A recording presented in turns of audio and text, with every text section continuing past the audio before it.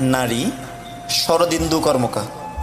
মানুষ কেন বলে মোদের নারীর নিজস্ব নাই কিছু? আমি তো দেখি জগৎ চলে নারীর পিছু পিছু।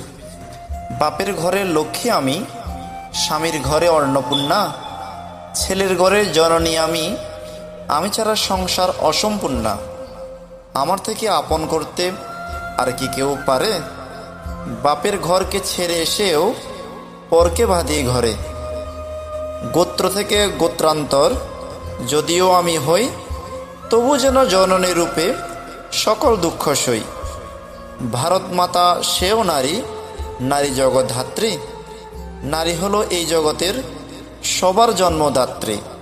পুরুষতান্ত্রিক সমাজ তাই পুরুষকে বড় করে, জেনে রেখেও সেই পুরুষকেই নারী গর্ভে ধারণ করে। মহাকাল আমার পদতলে শায়িত চিরকাল, আমি ছাড়া এই জগৎ সংসার সবই হবে অচল। সুতরাং সবাইকে নারীকে সম্মান করা উচিত মায়ের রূপে, দেবী রূপে। ধন্যবাদ সবাইকে।